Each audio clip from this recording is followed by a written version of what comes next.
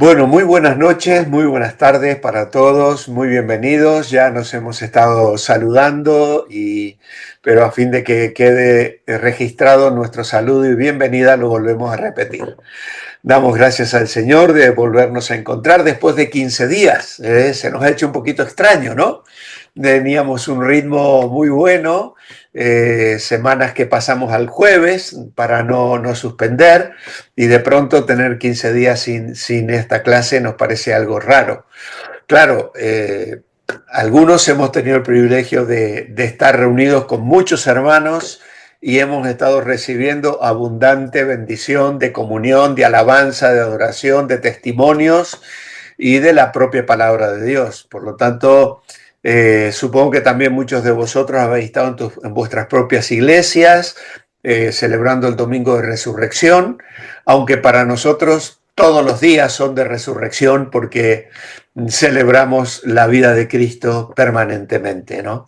Vivimos en fe y experimentando la comunión con un Cristo resucitado y vivo, que a su vez nos hace vivir a nosotros vidas de resurrección también, porque hemos sido rescatados del pecado, de la muerte, y experimentamos la presencia, el consuelo y la fortaleza del Señor a diario. Hoy tenemos un tema muy interesante. El tema anterior creo que también fue muy bueno, tomando decisiones sabias, y veo que muchos de vosotros os habéis tomado muy en serio el hacer las tareas, especialmente en lo que tocaba al apéndice.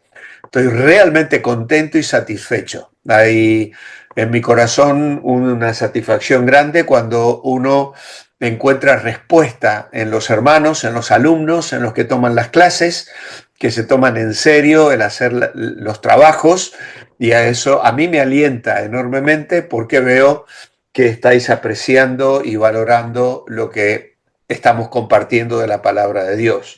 Y por otro lado, estamos estudiando en este nivel 2 temas que son con mucho contenido, que se afectan nuestra vida de una manera muy, muy práctica, ¿no?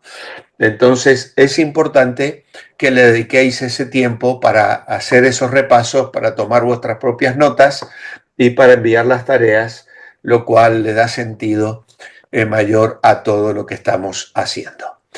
Muy bien, pues vamos a pedir la bendición del Señor y vamos a pasar a la clase número 13, compartiendo a Cristo.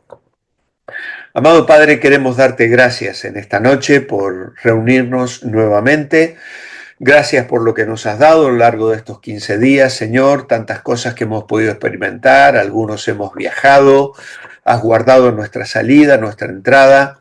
Estamos retomando ahora el ritmo habitual al que estamos acostumbrados, y es una alegría volver a nuestras vidas cotidianas experimentando tu cuidado y tu bendición.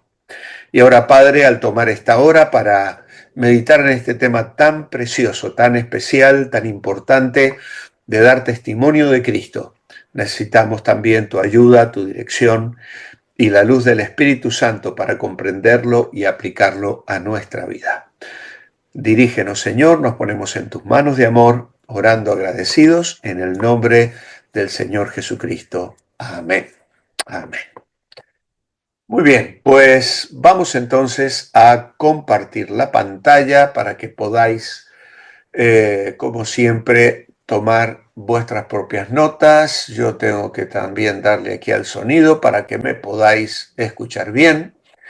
Y entonces, de esta manera, pues, enfrentamos nuestro tema, compartiendo a Cristo. Y aquí el dibujito ya nos ilustra a nuestro amigo cristiano con la Biblia en la mano y hablando a una persona que parece escuchar con cierta atención, con simpatía. Muy bien, los falsos y verdaderos del comienzo de la lección.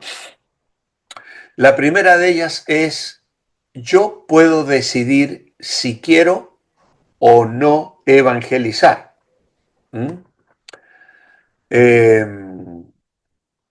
¿Es una cuestión mía? ¿Lo hago si me da la gana? Pues me temo que la declaración obviamente es falsa. El Señor Jesús dijo, me seréis testigos en Jerusalén, en Judea, en Samaria y hasta lo último la tierra, y nos dejó un mandamiento claro: id por todo el mundo y predicad el Evangelio. Además de muchos otros lugares donde encontramos que tenemos que ser sal, que tenemos que ser luz, que tenemos que resplandecer, que nuestro testimonio tiene que resonar, que retumbar. ¿Recordáis lo que Pablo le decía en el capítulo 1 a la iglesia de los tesalonicenses? Por todo aquel lugar había retumbado, había resonado como un relámpago en una noche tormentosa, había así resonado el testimonio de aquellos hermanos, y Pablo dice, no tenemos nosotros necesidad de hablar nada, porque ellos estaban dando testimonio. Por lo tanto, sí, tenemos que evangelizar y no es una decisión. Como hijos de Dios tenemos un compromiso de hablar de Cristo, de evangelizar. La segunda declaración es la siguiente: la mayoría de la gente en la tierra irá al cielo. Bueno, pues es una definición, una frase que podríamos discutir, tiene sus matices, pero básicamente la declaramos falsa. ¿Por qué? Bueno, porque Jesús dijo que estrecha es la puerta y angosto el camino que lleva a la salvación, y ancha es la puerta y ancho el camino, y muchos son los que entran por el camino de la perdición. Tristemente, muchas personas están cegadas por Satanás y van encaminadas a una eterna condenación. Por lo tanto, tenemos que afirmar una frase tristemente negativa, pero que tiene apoyo bíblico también. Y finalmente, un evangelista eficaz tiene compasión para los no creyentes. Y obviamente que esta es una frase verdadera. Tenemos que tener una carga en nuestro corazón. Somos llamados a compartir el Evangelio. Y esto básicamente debe motivarnos a amar a las personas, a los no creyentes, y a compartir con ellos el mensaje de vida y de perdón que hemos experimentado nosotros en la buena voluntad del Señor. Recordemos que evangelizar es compartir con otras personas el plan de salvación para que ellas también lleguen a aceptar a Cristo como su Salvador. ¿Por qué evangelizar? Bien, Romanos capítulo 3, versículos 10, 12 y 23 nos dicen lo siguiente: como está escrito, no hay justo ni aún uno. No hay quien entienda, no hay quien busque a Dios. Todos se desviaron, a una se hicieron inútiles, no hay quien haga lo bueno, no hay ni siquiera uno. Y el versículo 23 agrega, por cuanto todos pecaron, están destituidos de la gloria de Dios. Así que la condición de los seres humanos, del hombre sin Cristo, sin Dios, es precisamente descrita de una manera muy concreta. Todos hemos pecado y están privados de la gloria de Dios. No hay justo ni un uno, que sabéis es una paráfrasis, diríamos así, del Salmo 14. No hay quien entienda, no hay quien busque a Dios. Ahora, Pablo usa estas referencias del Antiguo Testamento para mostrar que la humanidad en general, en su actual condición, es pecadora, es inaceptable ante Dios. Por tanto, todos necesitamos a Cristo en nuestro corazón. Esta referencia del Salmo 14, donde se afirma que no hay justo, que nadie es inocente. Cada persona es valiosa ante los ojos de Dios porque hemos sido creados a su imagen y nos ama, pero eso no nos hace justos. No hay un solo justo, es decir, no hay persona que se haya ganado el estar a bien con Dios. A pesar de que nos ama, de que somos valiosos para Él, hemos caído en pecado. ¿Alguna vez has pensado o has escuchado a alguien decir, bueno, yo no soy tan malo, soy buena persona? Pues si nos detenemos a meditar en estos versículos, vamos a descubrir que se ajustan a la experiencia de cada uno de nosotros. ¿Has mentido alguna vez? ¿Has herido los sentimientos de alguien? ¿Has ofendido con tus palabras? ¿Has sido rudo? ¿Te has airado? Lo hemos hecho en pensamientos, en palabra y obra, como cualquier persona de este mundo, y eso nos pone en una condición de culpables delante de Dios. Por lo tanto, somos ante Él pecadores, separados, alejados de Él. Ahora, la Biblia nos dice que hay dos caminos que nos llevan a dos destinos. En Mateo 7:13, Jesús dijo lo que mencionábamos recién: entrad por la puerta estrecha, porque ancha es la puerta y espacioso el camino que lleva a la perdición, y muchos son los que entran por ella. Estrecha es la puerta y angosto el camino que lleva a la vida, y pocos son los que la hallan. Por lo tanto, el camino que es ancho lleva a la perdición, el angosto lleva a la vida. ¿Y cuál es el destino de la mayoría de la gente? La eterna perdición. La puerta a la vida eterna es estrecha. Y esto no significa que sea difícil ser cristiano. Significa que hay muchas maneras de vivir la vida, pero hay un solo camino para vivir eternamente con Dios. Tanto la puerta estrecha como la ancha se ofrecen como vías para llegar al reino de Dios. Y la humanidad debe elegir entre estas dos vías. La puerta estrecha es la de la fe, únicamente en Cristo, pequeña, precisa, y esta representa la verdadera salvación según lo que Dios ha dispuesto y nos conduce a la vida eterna. La puerta ancha también ofrece un camino a la vida, pero son las religiones que engañan a los seres humanos y que les proponen hacer obras para conseguir la autojustificación. Y la Biblia nos dice que hay un solo camino, hay un solo Salvador. Dice Hechos 4:12, en ningún otro hay salvación, no hay otro nombre bajo el cielo dado a los hombres en que podamos ser salvos. Por lo tanto, todas las otras vías conducen al infierno, no al cielo. Hay un solo camino, hay un solo nombre, hay una sola fe, y ese es el que nos muestra el Señor Jesucristo. Yo soy el camino, la verdad y la vida. Una de las razones por las que tanto se pierden es porque hay muchos falsos pastores. Mateo capítulo 7, versículo 15, y en este sentido no estamos hablando de pastores evangélicos, entendedme bien. Estamos hablando de falsos profetas, de personas que vienen con vestidos de ovejas, pero que son lobos rapaces, dijo el Señor.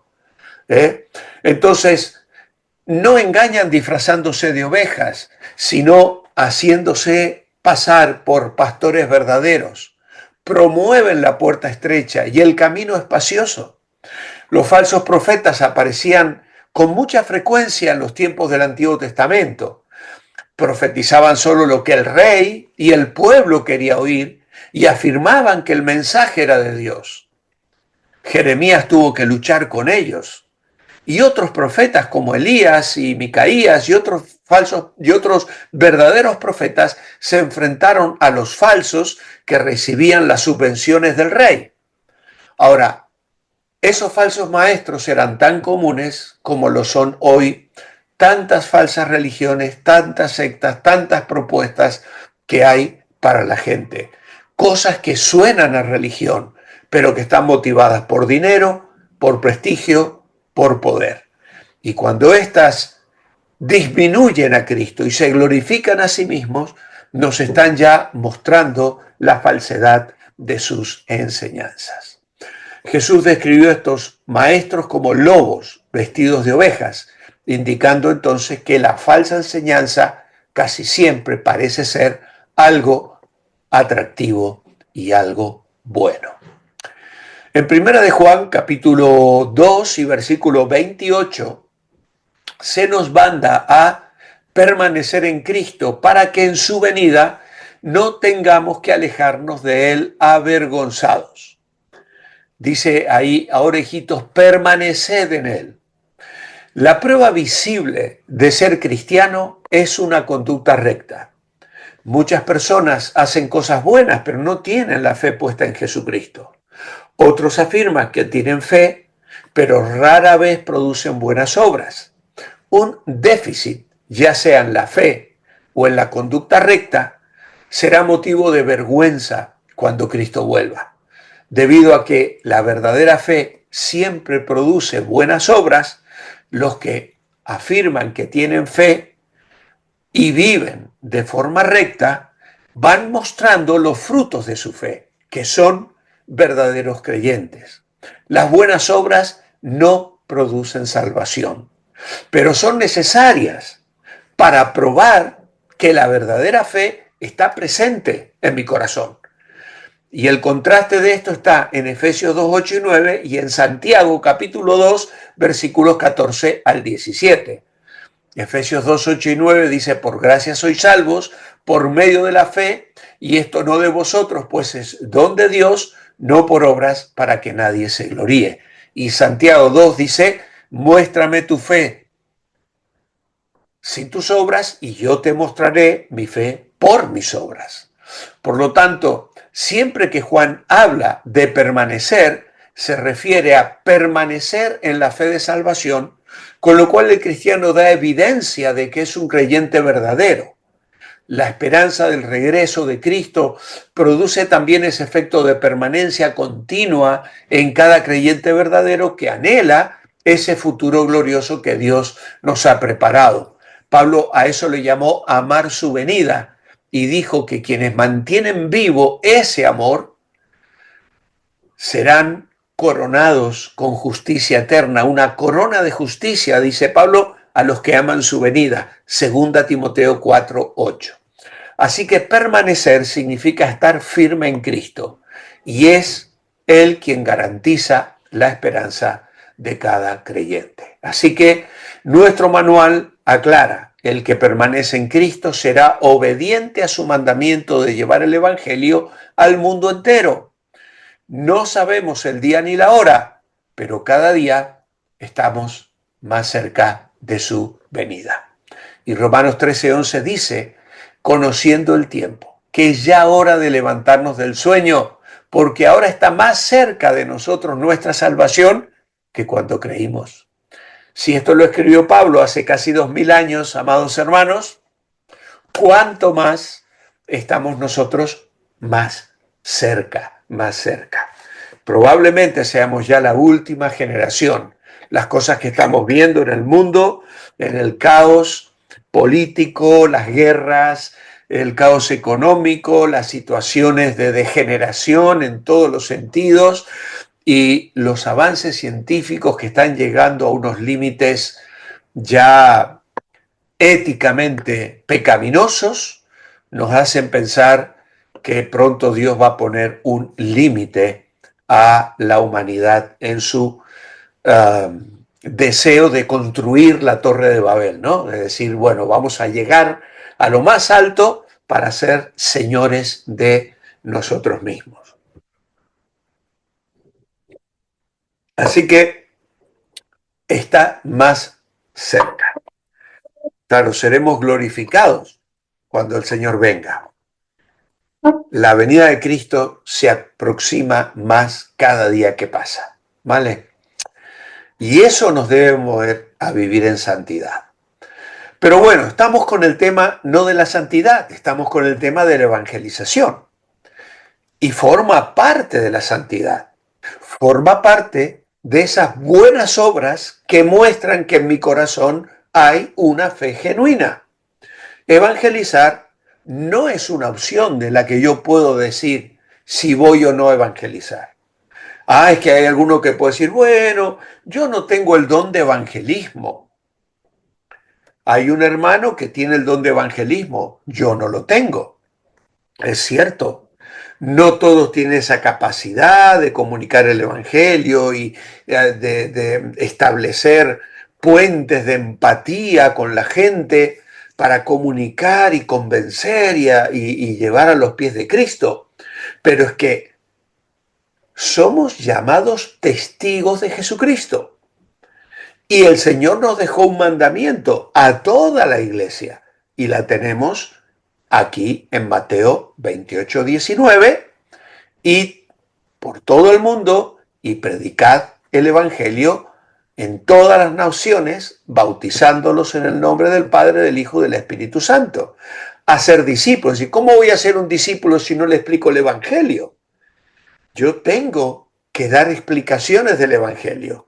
Hechos 1:8, dice el Señor allí, me seréis testigos en Jerusalén, en Judea, en Samaria y hasta lo último de la tierra. Y Pablo le exhorta a Timoteo en su segunda carta, capítulo 4, verso 2, que prediques la palabra, que instes a tiempo y fuera de tiempo, redarguye, reprende, exhorta con toda paciencia y doctrina.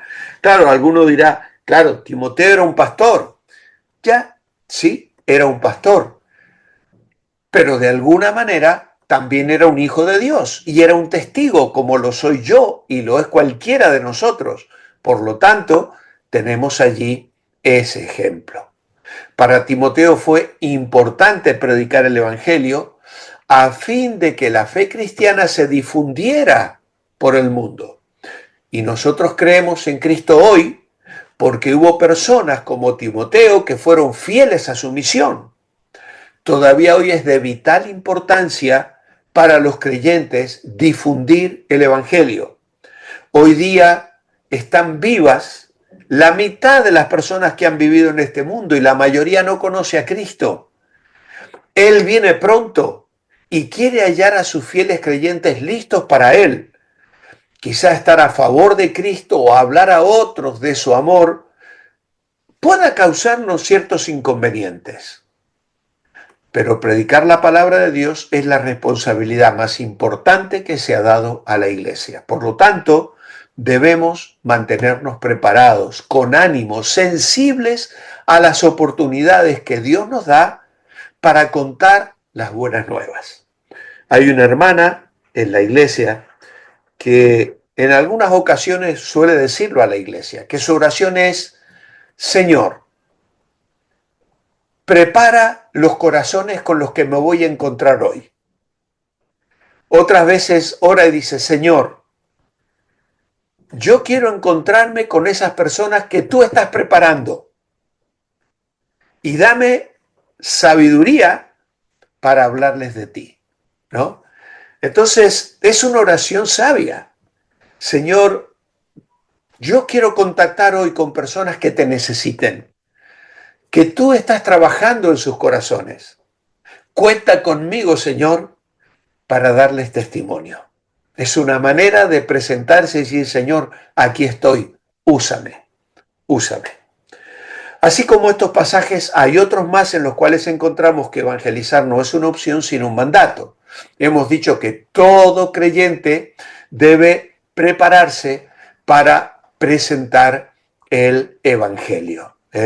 Todo creyente debe prepararse para presentar el evangelio, para presentar el mensaje de Cristo, para que nuestro mensaje sea efectivo y claro, para eso debemos cumplir ciertos requisitos. Y ese es el siguiente apartado de nuestra clase de hoy. Requisitos para evangelizar. Obviamente necesitamos saber nacido de nuevo, haber experimentado un nacimiento espiritual. ¿Qué sabía Nicodemo acerca del reino cuando se encontró con Jesús y Jesús le dijo, te es necesario nacer de nuevo, ahí en Juan capítulo 3? Por las Escrituras, Nicodemo sabía que Dios lo regiría, que lo restauraría en la tierra y que pertenecería al pueblo de Dios. Jesús le reveló a ese fariseo devoto que el reino estaría al alcance de todo el mundo, no solo de los judíos, y que Nicodemo podía pertenecer a él si personalmente nacía de nuevo. Y era un mensaje revolucionario, porque el reino de Dios es algo personal, no nacional ni étnico, no era algo exclusivo para los judíos.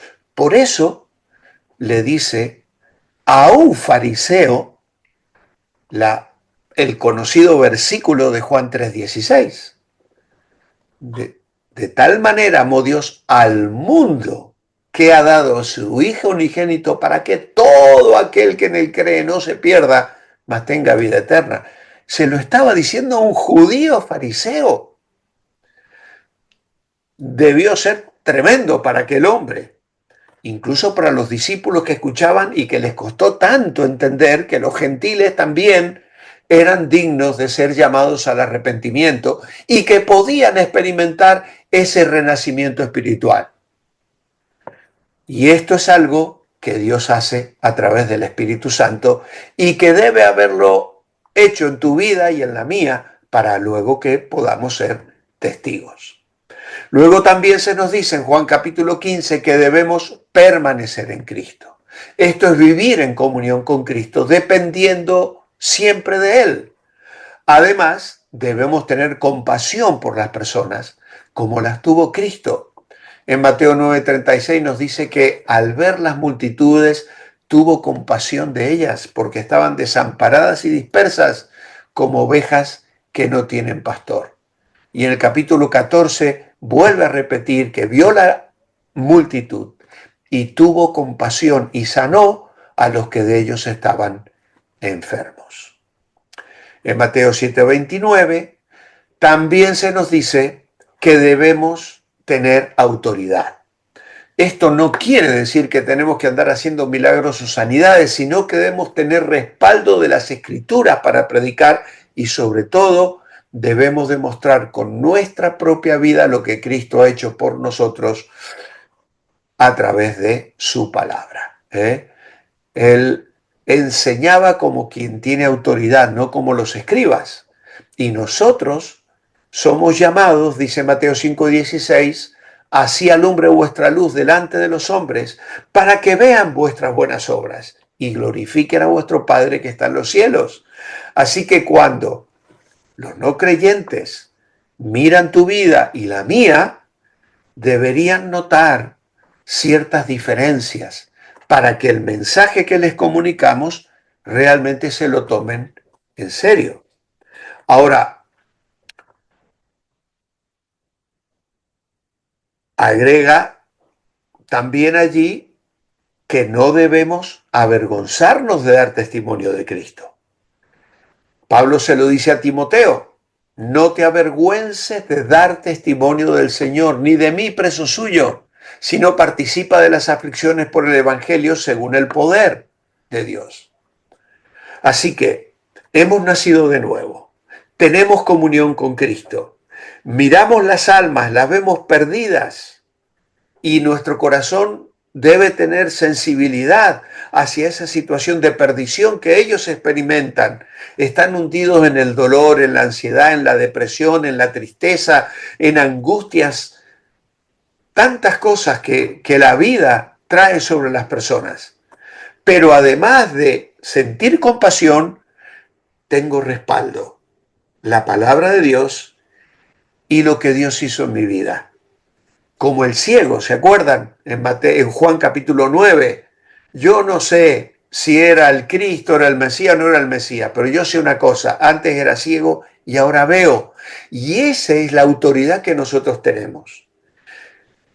La gente podrá discutirte la doctrina, la enseñanza, el mensaje que das, pero no te puede discutir tu experiencia personal.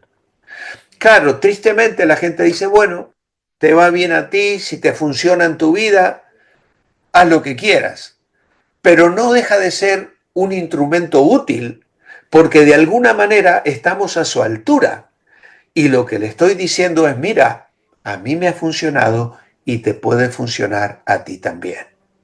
Ahora, Pablo le escribe a Timoteo y le dice que no se avergüence, era un tiempo de mucha persecución, no era fácil. Es posible que él haya tenido temor de predicar el Evangelio. Y sus temores estaban basados en hechos reales, porque los creyentes estaban siendo arrestados y ejecutados. Y además Pablo les había dicho que esperaran sufrimientos. Más tarde Timoteo, como Pablo, sería encarcelado. Hebreos capítulo 13, verso 23 dice, Timoteo va a salir en libertad, lo que significa que más tarde, probablemente después de la muerte de Pablo, Timoteo fue encarcelado. Ahora, Pablo le asegura a Timoteo que Dios le daría fuerza y que estaría a su lado cuando le llegara el momento de sufrir. Ahora, hermanos, quizás nosotros no estamos experimentando una persecución como oramos los miércoles por la iglesia perseguida, donde hay tantos hermanos sufriendo. Pero puede sernos difícil compartir nuestra fe. No es fácil enfrentar a familiares no cristianos, no es fácil enfrentar a compañeros de trabajo o amistades no cristianas y hablarles de Jesús. Pero debemos saber una cosa. Afortunadamente nosotros, como Pablo y Timoteo, podemos contar con el Espíritu Santo, que nos fortalece y nos sostendrá para que no nos avergoncemos de testificar, de dar testimonio de Jesucristo. Y vas a ver que una de las cosas más relacionadas al gozo en la vida cristiana están directamente en relación al testimonio. Cuando le hablas a alguien de Cristo, vienes con el corazón rebosando. El gozo de hablar de Jesús es algo que tienes que experimentar. Ahora bien, el que evangeliza debe estar atento a cumplir o a responder a ciertos deberes. Primero, orar. Pide a Dios que te guíe con su Santo Espíritu. ¿Para qué? Para presentar con eficacia el mensaje en el momento oportuno. Pide a Dios que te guíe. Qué bonito es cuando oramos. Sabéis que acabamos de publicar este libro, que algunos de vosotros ya tenéis, y en él cuento que mi madre escribió en ese cuaderno de testimonio y dice, salimos a buscar niños para la escuelita que comenzará mañana, en la página 48, recordando cómo el equipo se reunió a orar antes de salir, pidiendo al Señor que tocara los corazones y que su misión fuera recibida con apertura, y así fue. Casa tras casa fueron bienvenidos, no encontraron un solo rechazo. El Señor abrió muchas puertas y nos prometieron muchos niños, añade, regresando a casa con alegría y gratitud por el apoyo que sentían a cada paso. Y luego dice, el 21 de febrero, el equipo volvió a salir temprano en la mañana, orando juntos antes de comenzar. Al llegar a la escuelita se encontraron con que los niños ya los esperaban, emocionados y puntuales, como si el propio Señor los hubiera llevado allí. Asistieron 22 niños, 4 bancos llenos, relata. Cantaron juntos el himno Qué maravilla que Cristo viniera del cielo, que resonó en las voces infantiles, y escucharon atentamente a la hermana que se llamaba Dina, que les compartió las primeras enseñanzas. ¿Veis? Aquí está un ejemplo de oración. en la tarea que se sale, si sales a buscar niños o a hablarle a niños o a tener una escuelita como el que ellos tenían, si sales al trabajo y vas a estar con familiares o compañeros de trabajo o compañeros de estudio no cristianos o vecinos, ora, ora, ora. Una manera clave de orar es: Dios, dame la oportunidad de suplir necesidades.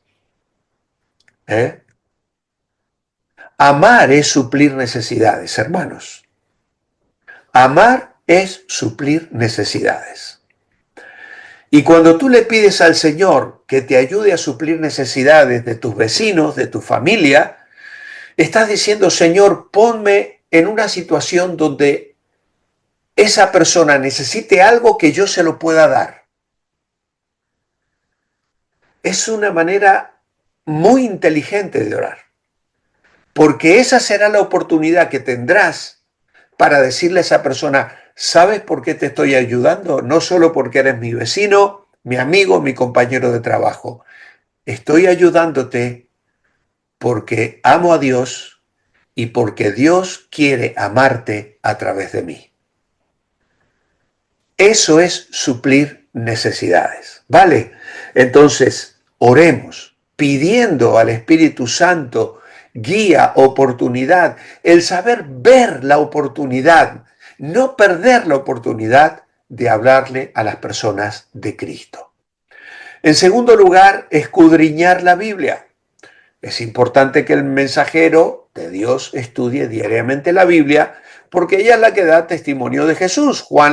Jesús le dijo a los fariseos: escudriñad las Escrituras, porque a vosotros os parece que en ella tenéis la vida eterna, y ellas son las que dan testimonio de mí. Por lo tanto, como vamos a ver luego, hay que conocer algunos textos por lo menos. No necesitas saber toda la Biblia, pero puedes usar algunos versículos concretos de la Biblia que puedes memorizar, que puedes tener apuntados en tu cartera, en tu bolsillo. Y como lo hice yo a una parejita hace 15 días o 20 días atrás, les abrí un folleto y se los fui leyendo, no porque yo no lo supiera, pero fue interesante que ellos pudieran ir mirando junto conmigo lo que la palabra de Dios decía en relación a la salvación. Entonces, tenemos que ser sabios en utilizar materiales que expliquen el camino de salvación. Y finalmente, memorice el plan de salvación. Claro, aquí se nos lleva al apéndice, ¿vale? Es importante tener un plan sencillo, memorizado, para poder aprovechar cualquier oportunidad. Si memoriza el plan de salvación, le dará más confianza a la hora de compartir. ¿Cuál es el apéndice? Pues está en la página 37. Es el apéndice 2, siguiente al trabajo que hicisteis la semana pasada. Allí encontramos lo siguiente: ¿cuál es nuestro mensaje? Y ahí tenemos el Evangelio en resumen. Hay muchas maneras de presentar el Evangelio, muchas. Podemos usar cualquiera de ellos, pero siempre hay un contenido básico que la persona tiene que entender para ser salvo.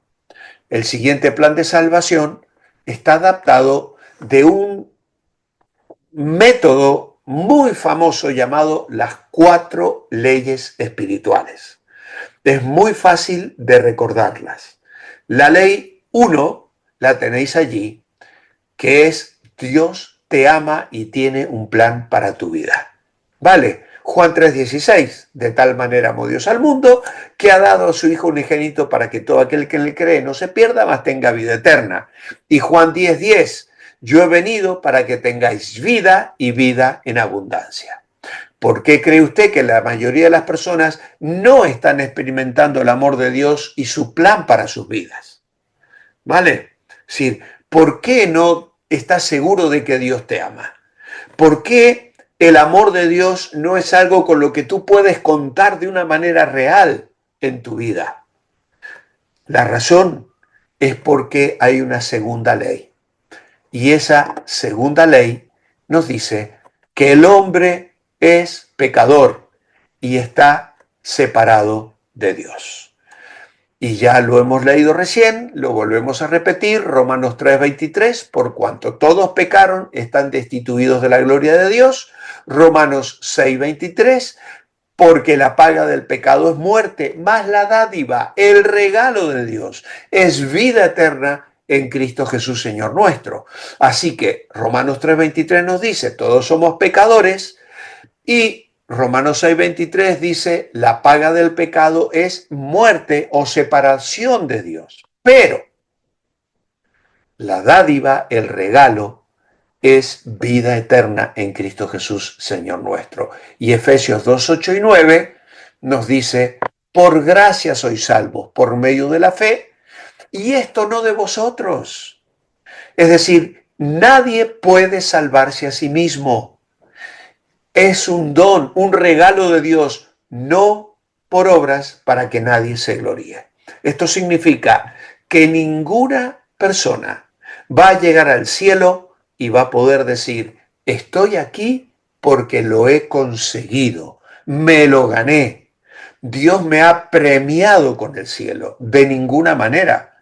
La salvación es un regalo de Dios en respuesta a la fe y al arrepentimiento, que vamos a hablar a continuación. Pero nadie se puede ganar por buenas obras el cielo. La tercera ley es que Cristo es la única provisión para salvarnos. Él murió en nuestro lugar y resucitó. Romanos 5:8 nos dice, mas Dios muestra su amor para con nosotros, en que siendo aún pecadores, Cristo murió por nosotros. Romanos 5:21 dice, al que no conoció pecado, por nosotros lo hizo pecado, para que nosotros fuésemos hechos justicia de Dios en él. Juan 14:6 dice, yo soy el camino, la verdad y la vida, nadie viene al Padre sino por mí. Y 1 Corintios 15:3-6 dice que Cristo resucitó. Fue sepultado, resucitó el tercer día y apareció a más de 500 creyentes. Por lo tanto, Cristo está vivo y debemos confiar en Él, aceptarlo, poner nuestra fe en Él. La cuarta ley es, debemos confiar en Cristo como nuestro Salvador. Confiar es recibir, hermanos. ¿Vale? Romanos 1:12 dice, a lo suyo vino y los suyos no le recibieron. Mas a todos los que recibieron, a los que creen en su nombre, les dio potestad de ser hechos hijos de Dios. Y amados hermanos, a veces nos equivocamos con esto de recibir y confiar. Recibir a Cristo es confiar en Cristo. Y la fe en Cristo es cuando yo entiendo las otras tres leyes. Es decir, si yo acepto y creo que Dios me ama y que tiene un plan para mi vida, que soy pecador y que eso me separa de Dios y que no puedo tener una relación personal con Dios, pero entiendo que Cristo vino a morir por mí en la cruz del Calvario y al que no conoció pecado, por mí fue hecho pecado para que su justicia me fuere dada, entonces yo acepto esto, creo en Cristo. Y esto es recibir a Cristo, ¿vale? Aquí se agrega Apocalipsis 3:20. Apocalipsis 3:20 es un texto que está escrito a una iglesia y esto hay que tener cierto cuidado, hermanos, porque, claro, Jesús dice, yo estoy a la puerta y llamo, si alguno oye mi voz y abre la puerta, entraré a él y cenaré con él y él conmigo. Y es un texto hermoso también para explicarle al no creyente la hermosa comunión que podemos disfrutar cuando creemos en Cristo. Él viene a mi vida, entra en mi corazón. Y es como cuando nos visitamos los unos a los otros. Cuando yo voy a visitar Hoy fuimos de visita a un matrimonio de la iglesia, fuimos a ver con él y la mujer, una hermana que se quebró un pie y está en casa. Hoy le sacaron el yeso, fuimos a verla, estuvimos un rato con ella. Nos hicieron sentar y lo primero que hicieron fue ofrecernos algo de comer. No quisimos aceptar porque no era hora apropiada para comer ni tomar café, pero ellos lo propusieron. Y esto es un poco lo que pasa cuando este texto dice, entraré a él y cenaré con él y él conmigo. Pero quiero aclarar, esto está escrito a la séptima iglesia, aquella a la que el Señor había dicho que la iba a vomitar de su boca, y hay quienes ponen en tela de duda que aquella gente fuera realmente salva, pero eran iglesia. Por lo tanto, entendemos que eran creyentes que habían claudicado en su fe y que estaban viviendo de una manera inadecuada y que el Señor en realidad estaba desplazado y no se sentía parte de la iglesia. Por eso está pidiendo entrar, porque no le estaban dando lugar en su vida. Y esto le puede pasar a cualquier creyente. Sabéis que el Espíritu Santo mora en nosotros, pero el Espíritu Santo puede ser contristado, puede ser entristecido y puede ser apagado. Entonces llega un momento donde el Espíritu de Dios deja de trabajar en mi corazón porque yo me estoy revolcando en el pecado y puede llegar un momento donde el Señor diga, mira, yo es que no formo parte de tu vida. Y eso seguramente va a traer dudas de salvación. ¿Seré salvo realmente? Porque si estoy viviendo en pecado y pecando como me da la gana, ¿habré realmente entendido el Evangelio y lo que a Cristo le costó morir por mi pecado? Entonces, claro, son preguntas serias que cada uno tiene que responder, ¿no? Hermanos, yo creo que la salvación se produce cuando la persona entiende el Evangelio. Personalmente me gusta guiarles en una oración de fe, en la cual esa persona expresa su arrepentimiento, confiesa su pecado y dice, creo en Jesús como mi Salvador personal. Eso implica recibir a Cristo. Y desde ese punto de vista, es el único texto que yo veo en la Biblia que habla de recibir a Cristo. En Hechos de los Apóstoles vamos a ver que Pablo y Pedro decían, arrepentíos y creed al Evangelio. Y Pablo decía, Dios manda a los hombres en todo lugar que se arrepientan. Cuando una persona se considera pecadora y se arrepiente, en ese momento es hecha un hijo, una hija de Dios, automáticamente, porque siente el dolor. Pero claro, obviamente se arrepiente poniendo su confianza en Cristo. Ojo, puede haber una persona sentirse pecadora, pero no mirar a Cristo como su Salvador. Y eso sería también una tragedia, ¿no? Yo entiendo que la persona, o quiero creer que la persona que ha entendido el mensaje del Evangelio, ha dicho, Señor, creo en ti. Os lo voy a ilustrar de una manera. Voy a usar mi libro sobre mi madre. La Biblia dice que Dios tiene un registro de todos nuestros pecados, todo lo que hemos hecho, todo lo que hemos pensado, cada palabra ociosa que los hombres hablen delante de los hijos de los hombres va a ser abierta, va a ser puesta en público ante el gran juez. Y si yo soy pecador, suponiendo que yo peco 3 veces al día, nada más, en palabra, pensamiento u obra, pienso algo malo, me enfado con mi mujer, con mis hijos, con el vecino, con otro conductor y lo insulto, y tengo un mal pensamiento de envidia, de odio, de deseos sexuales inadecuados, lo que sea, ¿no? 3, nada más que 3 por día. En un año, ¿cuántos pecados tendría? Más de 1000, ¿no? Y si yo me muero a los 80 o a los 90 años, suponiendo que me contaran los pecados desde que comencé a ser consciente de lo que era el pecado, pongámosle de los 8, 9, 10 años, ¿con cuántos pecados estaría lleno ese registro de mi vida? Pues estoy seguro que sería un libro mucho más gordo que este, ¿eh? Estaría lleno de aquellas cosas pecaminosas que han marcado mi vida y que me han separado de Dios. Ahora, esta mano me representa a mí, Walter, y sobre mí está en mi conciencia cada uno de esos pecados. Y acá está Dios.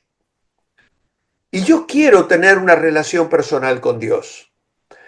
Y canto canciones espirituales, leo la Biblia, escucho el devocional del pastor Walter, del pastor José Manuel Sierra y de otros devocionales, hago oraciones, hago buenas obras, intentando llegar a Dios. Pero ¿qué pasa? Hay algo que se interpone entre Dios y yo. Por cuanto todos pecaron, están destituidos de la gloria de Dios. Isaías 59:1 dice, vuestros pecados han hecho separación entre vosotros y vuestro Dios. Pero sabéis, la Biblia dice que Dios se hace un hombre en la persona de Cristo, igualito que yo. Y si esta mano me representaba a mí, ahora mi mano, esta otra mano derecha, representa a Jesucristo. Y dice la Biblia, todos nosotros nos descarriamos como ovejas, cada cual se apartó por su camino, mas Dios cargó en Cristo el pecado de todos nosotros. Así que, ¿sobre quién quedaron mis pecados? Sobre Cristo. ¿Qué me separa ahora de Dios? Absolutamente nada. Y este es un ejemplo, una ilustración que les abre la mente a la gente. Yo he visto mucha gente ponerse a llorar cuando les he hecho este ejemplo de cómo el Señor llevó el pecado. Así que el llamado es a creer en Jesucristo y arrepentidos, confesar nuestros pecados. Y como he dicho, es muy útil guiar a una persona a expresar su fe por medio de una oración en la que confiesa su fe en Jesucristo y su arrepentimiento. Muy bien, ¿cómo comenzar una conversación evangelística? Bueno, aquí tenemos unos cuantos consejos. Dependa del Espíritu Santo para abrir la puerta a fin de dar testimonio. Las siguientes preguntas pueden ayudar a comenzar una conversación. Y aquí tenemos preguntas que son muy interesantes. Supongamos que usted muriera hoy y Dios le preguntara, ¿por qué debo dejarte entrar en el cielo? ¿Qué le contestaría? Bueno, esta es una pregunta muy profunda, hermanos. Oye, aquí la ponen en primer lugar, pero yo no comenzaría preguntándole esto a un desconocido, ¿vale? Y menos aquí en Europa. Hay que tener amistad con las personas y tal. Pero es una pregunta que la gente nunca se ha hecho. La gente se queda pensando cuando le dices, oye, el día que te mueras, y todos nos vamos a morir, porque todos estamos en esa lista, nos tocará antes o después, pero nos va a llegar el día, ¿no? A menos que el Señor nos venga a buscar, claro. Si te llega la hora de la muerte y Dios te dice, ¿por qué debo dejarte entrar en el cielo? ¿Qué le dirías? ¡Wow! La gente se queda flipando, dice, no, mi madre, yo nunca he pensado en eso, no sé qué le diría. O luego, claro, es interesante que consigamos que nos den una respuesta a esta pregunta, porque eso nos va a dar pie para explicar el Evangelio. Ahora, si la persona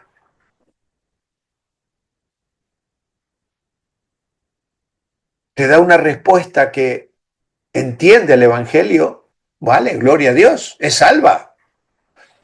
O si está confiando en sus buenas obras, pues claro, acá se nos sugieren otras preguntas. En su opinión, ¿qué tiene que hacer uno para ir al cielo? Esta es una pregunta trampa, porque ya les está haciendo pensar que tiene que hacer buenas obras.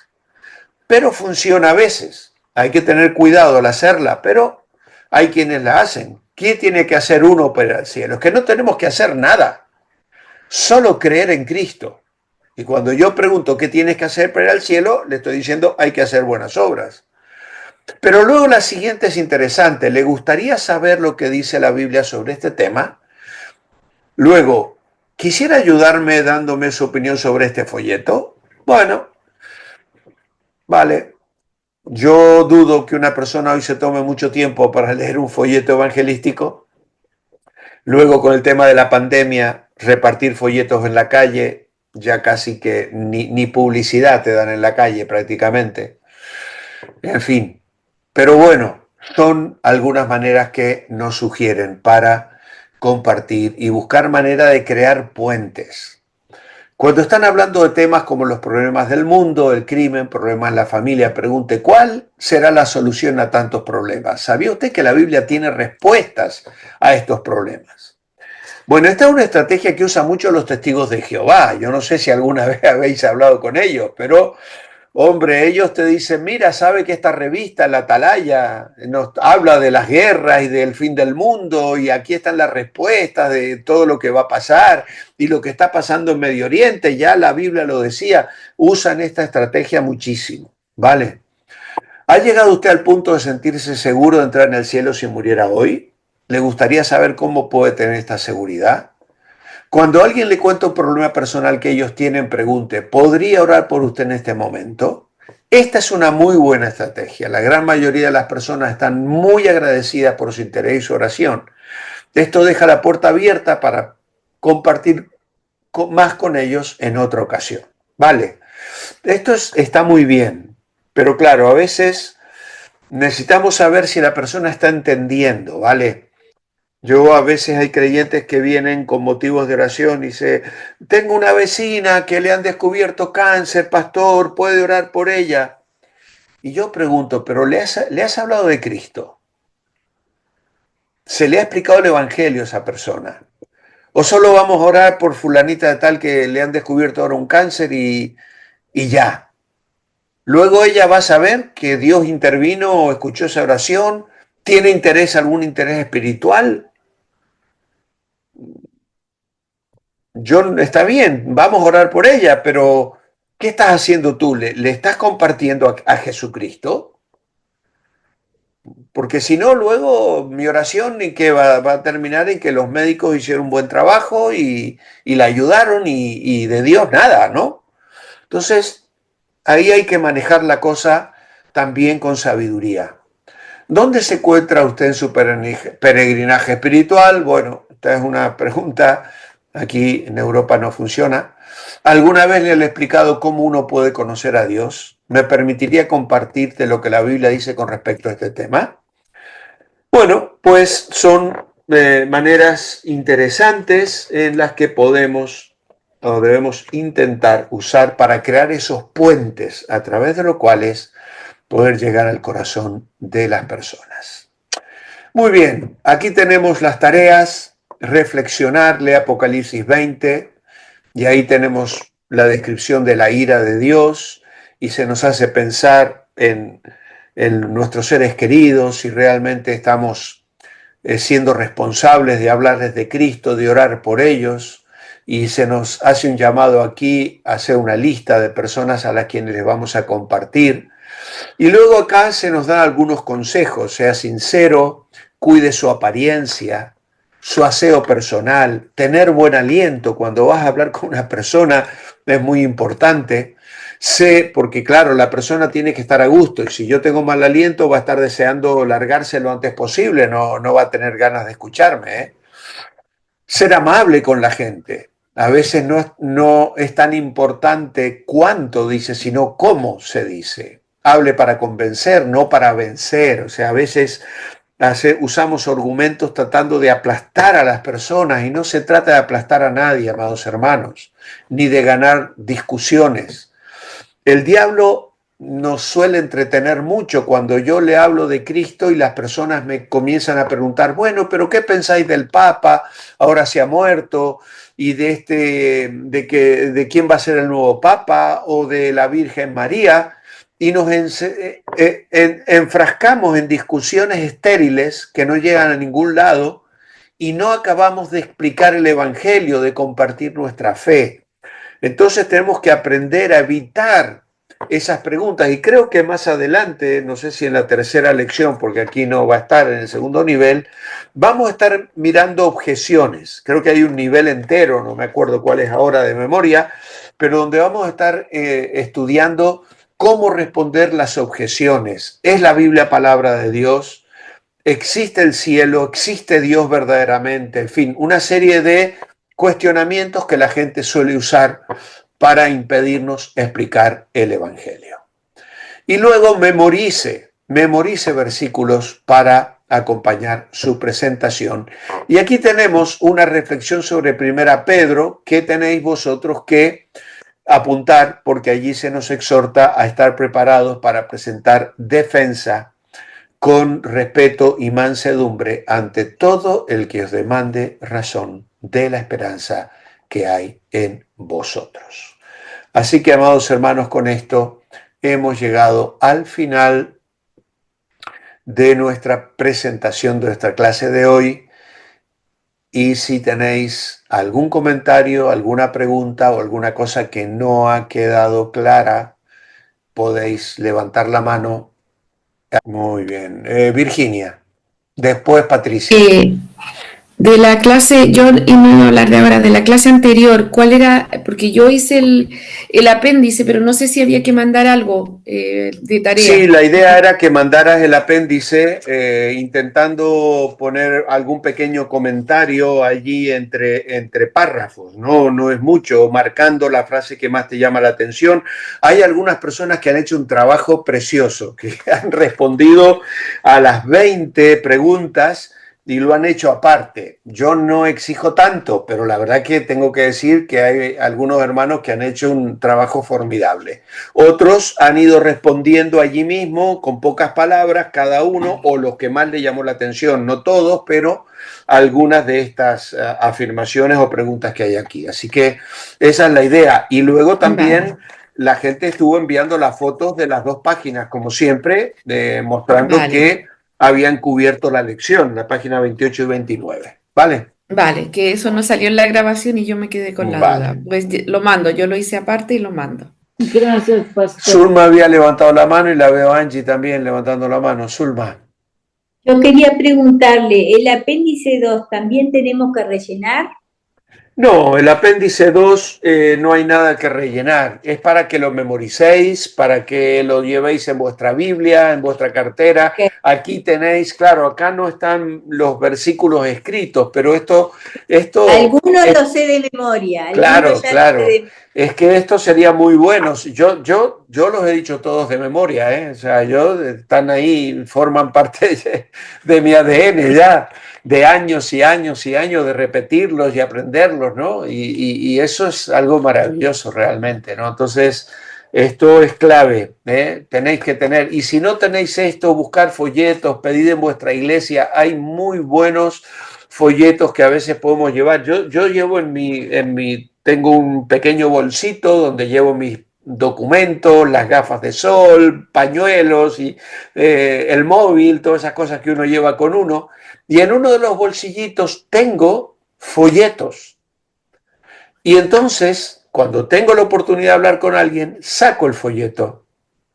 Y si tengo tiempo de explicárselo, se lo explico. Y si no, se lo dejo, ¿no? Entonces, es una manera de estar siempre preparado y dejar un material que Dios puede usar, quién sabe, con esa persona o con otra, porque ¿a quién le puede llegar ese folleto? ¿Quién lo sabe? Sí, gloria a Dios. Sí. Bueno, hermanos, pues alguien me pregunta acá, dice AT, no sé exactamente quién es en el chat, ¿cómo podemos hallar el material a los que estamos lejos? No sé si se refiere al material de la clase, que yo lo envío a todo el que me lo solicite, si alguien no lo tiene, que me lo pida. Y si se está refiriendo a los folletos, por ejemplo, que yo dije tener, Pues claro, eso depende de cada país. Yo no sé, hay librerías evangélicas, hay sociedades bíblicas, hay lugares que están produciendo esos materiales.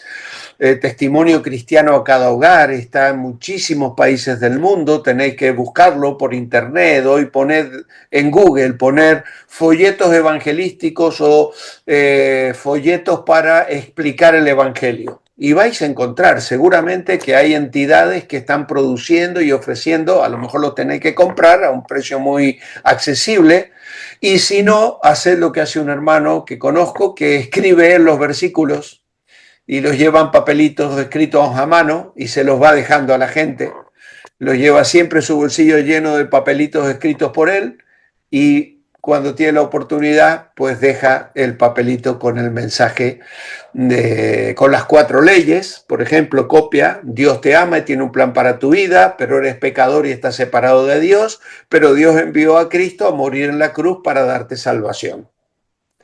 Lo escribes y los tienes en un papelito, y eso está al alcance de cualquiera, ¿vale? Así que es un poquito de trabajo, pero es una manera muy eficaz de compartir a Jesucristo.